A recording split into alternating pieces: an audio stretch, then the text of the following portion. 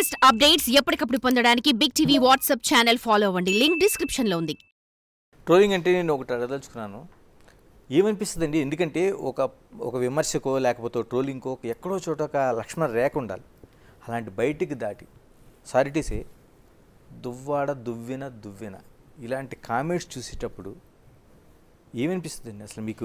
చెప్తున్నాను కదా, ఒకప్పుడు స్టార్టింగ్లో అయితే నేను చాలా బాధపడ్డానండి. తర్వాత చెప్తున్నాను కదా, అతను నాకు ఇచ్చిన ఒకటి అనిపిస్తుంది, మమ్మల్ని ఎదుర్కొనే దమ్ము ధైర్యం లేక మీరు మా వెనకాల నీచంగా ట్రోల్ చేస్తున్నారు, అంతే మీ బతుకు. అంతకు మించి మీరు ఎదిగేది లేదు, మా ముందుకొచ్చి మీరు ఫేస్ చేసేది లేదు. మీకు దమ్ము ధైర్యం ఉంటే నా ముందుకొచ్చి మాట్లాడండి రా. ఒక్కొక్కడికి చెప్తున్నాను ట్రోల్ చేసేవాడికి, నిజంగా మీకు అన్ని గట్స్ ఉంటే నా ముందుకొచ్చి మీరు కామెంట్ చేయండి, నా ముందుకొచ్చి మాట్లాడి. నా అడ్రస్ తెలుసు కదా, అక్కడే ఉంటాను కదా, రండి. ఎవ్వడికి భయపడేంత పిరికిదేం కాదు ఈ మాదిరి. మీరు ట్రోల్ చేస్తే పారిపోయేంత పిరికిదాన్ని కాదు. అలాంటి పిరికిదాన్ని అయితే నేను ఎప్పుడో హ్యాపీగా ఎక్కడికో వెళ్ళి దాక్కొని సెటిల్ అయ్యి హ్యాపీగా నేను ఉండొచ్చు. అలాంటి వాటికి బెదిరేది ఏమీ లేదు, అసలు భయపడే ప్రసక్తే లేదు. మీరు ఎన్ని ట్రోల్స్ చేసుకుంటారో, ఎంత పెట్టుకుంటారో పెట్టుకోండి. పైనుంచి దేవుడు అనేవాడు ఒకడు ఉంటాడు. He will give the correct judgment to everyone. Srinivas గారు, పొలిటికల్ లైఫ్లో మిమ్మల్ని పార్టీ దాంట్లో చూసింది. ఒక్కసారిగా అంటే వ్యక్తిగత జీవితం అనేది ఎప్పుడు ఎక్కడ టర్న్ అవుద్దో ఎవరికి తెలియదు, ఎటువంటి వస్తాయో తెలియదు. ఇలాంటి సిచ్యువేషన్ వచ్చినప్పుడు పార్టీ ఎలా ఉందండి మీ పట్ల? అంటే నేను ఒకటి చెప్పాలి సార్, నాకు రాజకీయంగా అడుగులు నేర్పింది డాక్టర్ వైఎస్ రాజశేఖర రెడ్డి గారు. జిల్లాలో దువ్వాడ శ్రీనివాస్ అనే పేరు పరిచయం చేసింది కూడా డాక్టర్ వైఎస్ రాజశేఖర రెడ్డి గారు. విద్యార్థి రాజకీయాల నుంచి ఆయన దగ్గర నేను వెళ్తుండేవాడిని, కలుస్తుండేవాడిని. పులివెందులు ఉంటే పులివెందుల, హైదరాబాద్ ఉంటే హైదరాబాద్ వెళ్తుండేవాడిని. ఆ తర్వాత జరిగిన పరిణామాల్లో జగనన్న అనేటటువంటి వ్యక్తి రాజశేఖర రెడ్డి గారి కుమారుడిగా రాజకీయాల్లోకి వచ్చిన తర్వాత మాకు పెద్ద భరోసా దొరికింది, ఒక నమ్మకం దొరికింది. జగన్ గారిని నేను ఎలా ఊహిస్తానంటే, నాకు ఒక దైవ సమానుడు, మనసుని అర్థం చేసుకుని నా కోసం ఎన్నో సందర్భాల్లో ఆయన నిలబడిన వ్యక్తి. ఈ జన్మలో ఆయన రుణం నేను తీర్చుకోలేనమ్మా, అంతగా నిలబడి నాకు సహకరించిన వ్యక్తి. జగన్మోహన్ రెడ్డి గారికి గురించి చాలామందికి తెలియదు. ఒక్కసారి ఆయన్ని కలిసిన, ఒక్కసారి ఆయనతో చేయి కలిపిన, కళ్ళల్లో కళ్ళు పెట్టి ఆయన చూసిన, జీవితంలో మళ్ళీ ఆయన వదలరు. అంటే ఈ క్రైసిస్లో కూడా మీకు అండగా ఉన్నారు కదా. నన్ను సస్పెండ్ చేయాలి అసలు. చాలామంది అంటున్నారు, దువ్వాడ శ్రీనివాస్ లాంటి వాడికి జగన్మోహన్ రెడ్డి సపోర్ట్ చేస్తాడు, జగన్మోహన్ రెడ్డి ఇలాంటి వాళ్ళకే ఉంచుతాడు. నా లైఫ్ అంతా చెప్పాను, సంఘపరంగా తప్పు కాబట్టి నాకు జగన్మోహన్ రెడ్డి గారు సస్పెండ్ చేయాలి అసలు. అలా సస్పెండ్ చేసుకుంటూ పోతే ఈ విమర్శలు చేసిన వాళ్ళకి ఏం చేయాలి? ఒక్కొక్కడికి 200 సంవత్సరాలు జైలు శిక్ష చేయాలి. అన్ని నేరాలు చేసిన వాళ్ళు కూడా ఉన్నారు విమర్శలు చేసేవాళ్ళు. సో ప్రతి తప్పుకి ఒక క్షమాపణ ఉంటుంది, ప్రతి సమస్యకి ఒక పరిష్కారం ఉంటుంది. జగన్మోహన్ రెడ్డి గారు ఒక జీసస్ క్రీస్ట్, ఒక లార్డ్ వెంకటేశ్వర అని నేను నమ్ముతాను.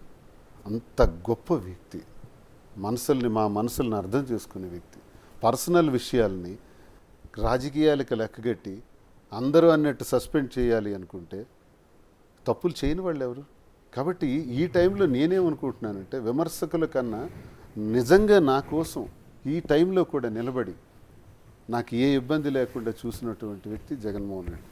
కాబట్టి శాశ్వతంగా ఆయనకు రుణపడి ఉన్నాను. నా జీవితంలో నాకు ఉండేవి 2 లక్ష్యాలు: 1 ప్రజాసేవ, 2 జగనన్నకి అండదండలుగా ఉండటం. శ్రీనివాస్ గారు, అంటే నేను మిమ్మల్ని ఇంటర్వ్యూ చేసిన టైంలో ఎన్నికల ముందు పవన్ కళ్యాణ్ వ్యక్తిగత జీవితం కోసం, అసలు ఆ పెళ్ళిళ్ళ కోసం మీరు మాట్లాడిన తీరు, అంటే దాన్ని నేను ప్రస్తావించట్లేదు, కానీ ఏ మనిషి లైఫ్లో అయినా ఎప్పుడు ఏం జరుగుతుందో తెలియదని. ఇప్పుడు మీ లైఫ్లో జరిగింది ఇది అనుకోని ఒక ఘటన. ఏమనిపిస్తుంది దాంతో అప్పటితో పోల్చుకుంటే? మీకు ఆ రోజున చేసిన విమర్శలు, ఈ రోజు నిజ జీవితం. ఈ ఘటనకి కొన్ని నెలలు, సంవత్సరం ముందు నేను ఆ విమర్శ చేశాను.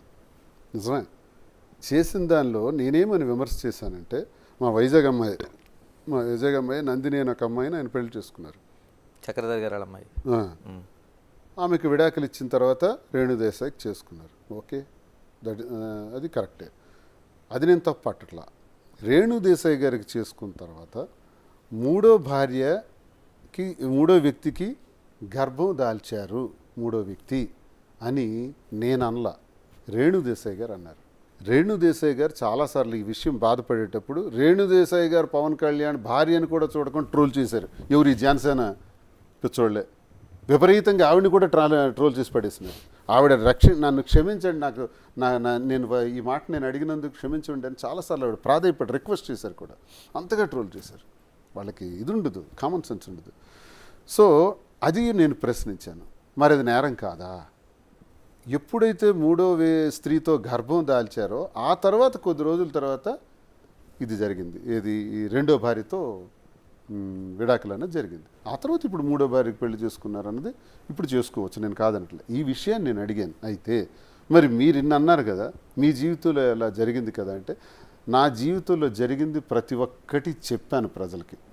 పవన్ కళ్యాణ్ చెప్పగలిగాడు, చేసుకుంటూ పోయాడు.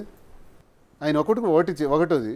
నెంబర్ 2, నెంబర్ 3 చేసుకుంటూ పోతే వాళ్ళ ఆరోపణల వల్ల మనకు తెలిసింది, వాళ్ళు ఒకరికొకళ్ళు మాట్లాడుకోవటం వల్ల తెలిసింది. నాది అలా కాదే, నా పైన ఎవరు ఆరోపణ చేయలేదు, నేనే చెప్పా. ఎస్, నా మొదటి జీవితం ఇది, నా రెండో జీవితం ఇది, నేను ఇలా చేస్తున్నాను అని ఎప్పుడు చెప్పాను? గొడవ జరుగుతున్న మొదటి రోజే చెప్పాను. ఎక్కడ అబద్ధం ఆడలేదే. ఆయనకి నాకు డిఫరెన్స్ ఉంది కదా, నేను వాస్తవాలు చెప్పాను కదా, ఆయన చెప్పలేకపోయారు కదా. కాబట్టి ఆ విమర్శ తప్ప ఒప్ప అనడం కన్నా, పవన్ కళ్యాణ్ చేసుకోవటంలో కూడా 3 పెళ్ళిళ్ళు చేసుకోవడం తప్ప ఒప్ప అంటే ఆయన అవసరం, ఆయనకున్న పరిస్థితులు, ఆయనకున్న ఎటువంటి ప్రభావాలు పరిస్థితులు అటువంటి పరిస్థితికి దారితీసాయో ఆయనకు తెలుస్తుంది, నాకు తెలియదు కదా. ఇప్పుడు నేను చెప్తున్నా, నా పరిస్థితులు బట్టి నేను ఈ నిర్ణయం తీసుకోవాల్సింది వచ్చింది, ఆయన పరిస్థితులు బట్టి ఆయన నిర్ణయం తీసుకున్నారు. కానీ ఈ విషయంలో వ్యక్తిగతానికి సంబంధించిన విషయం, అది పవన్ కళ్యాణ్ గారిది కానీ మాది కానీ. సో ఆ పరిస్థితులు ప్రభావాలే ఇటువంటి స్థితులకు దారితీస్తుంటాయి అన్నది అఫ్కోర్స్ నాకు కూడా అర్థమైంది. దీన్ని ఎక్కువగా మాట్లాడకపోవడం కూడా మంచిదే, వ్యక్తిగత విషయాలు. మాధురి గారు, చాలా వరకు మానవ సంబంధాలన్నీ ఆర్థిక సంబంధాలనేది ఒక ప్రధానమైన సూత్రం. అంటే భార్య, భర్త, పిల్లలు, తండ్రి, తల్లి అన్నీ కూడా ఎక్కడో చోట ఒక పిన్ పాయింట్ దగ్గర ఆర్థిక సంబంధాల దగ్గర ఆగిపోతాయి. ఇప్పుడు నిజంగా మీ ఇద్దరి మధ్య ఉండే సంబంధం కూడా ఆ రోజు వాణి గారు పెట్టిన గొడవ ఇవన్నీ కూడా ఒక ఆర్థిక సంబంధం దగ్గర ముడిపడి ఆగిపోయింది. అంటే ఏంటి అసలు నిజంగా ఆర్థిక లావాదేవీ అంటే ఎక్కడ ముడిపడి ఉండిపోయింది? అంటే మీ పేరుతో ఆ రోజున రాశారని, లేకపోతే మీరు కొంత అప్పు ఇచ్చారని? ఆ హౌస్ అనేది మా ఇద్దరం కలిసి ఉండడానికి మేము కలిసి నిర్మించుకున్న హౌస్ అది. మా ఇద్దరం కలిపి నిర్మించుకున్నాం. సో నా దగ్గర ఉన్న డబ్బులు నేను పెట్టాను, అతని దగ్గర ఉన్న డబ్బులు అతను పెట్టారు, ఇద్దరం కలిసి నిర్మించుకున్న హౌస్ అది. సో అది కూడా వచ్చి ఆక్యుపై చేసి తీసుకెళ్ళిపోతాము, అది కూడా వచ్చి తీసుకొని మమ్మల్ని రోడ్డు మీద పెట్టేస్తామంటే ఎవరు చూస్తూ ఊరుకోరు కదా.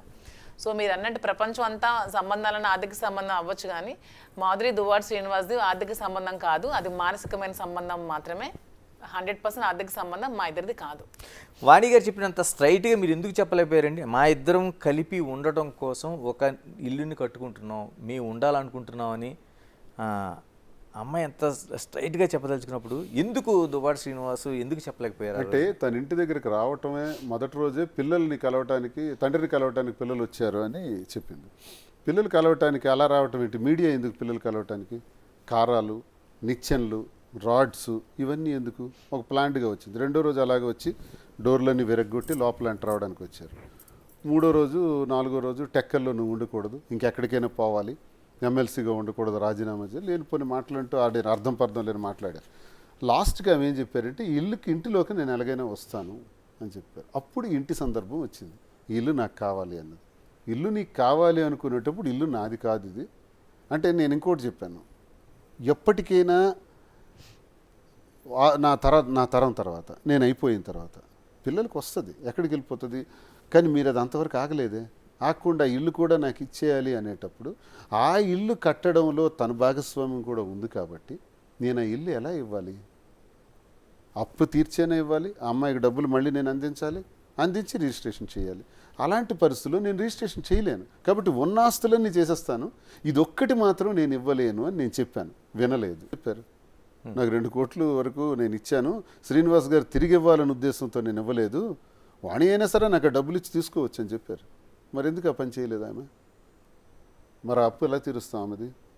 కాబట్టి ఇల్లు రాశాను. For more videos like this, subscribe Big TV channel.